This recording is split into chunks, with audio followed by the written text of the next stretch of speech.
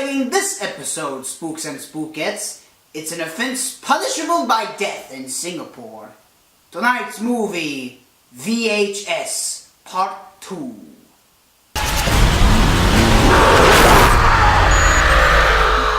Hopefully you've been keeping up with the show long enough to know that I did a review of the first VHS film right when the show started. However, I had no idea that they had released a sequel to that film the same year. I just found out just a few months ago, to tell you the truth. I watched the film, and let me tell you, Spooks and Spookettes, this film is not a disappointment at all. As a matter of fact, dare I say, it has surpassed its predecessor in just about every way. It seems to me they took my advice on certain things. For instance, they cut the length down to about an hour and a half. The shorts were really fast-paced, and they used different kinds of technology, such as GoPros, video recorders stuck on dog collars, and an iVideo recorder. That one was interesting. There were 4 shorts in this movie, as opposed to the 5 shorts in the first film. I must say, however, I felt that the first film, it had more variety to it. By variety, I mean that each short focused on a different aspect of horror, and the second one, most of the shorts dealt with aspects of the living dead, more or less. Still, brilliantly done. The first film was about the man with the iVideo recorder, and he could see ghosts in his iRecorder. The second was about a man with a GoPro who becomes a zombie.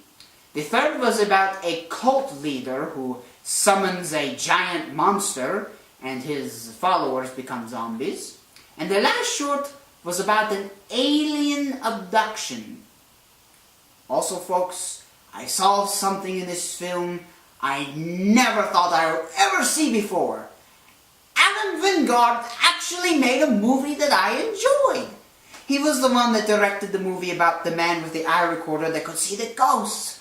Way to go, Mr. Wingard! Way to keep your head in the game! I digress. Anyway, where was I?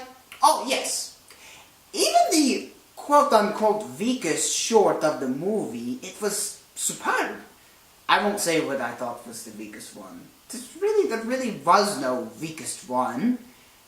All of them were just top-notch.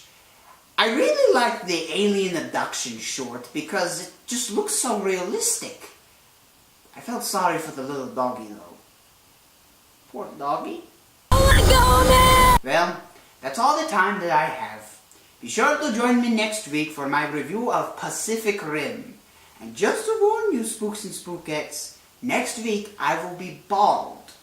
I will be bald because I am volunteering to shave my head at the annual St. Baldrick's Day event that will take place in Murfreesboro, Tennessee at Lane's Trains and Automobiles. I am doing this to help raise money to spread awareness about childhood cancer. It's a great cause, and yes, Spooks and Spookettes, even vampires like me care. Until then, as far as things go when things go bump in the night, there are such things.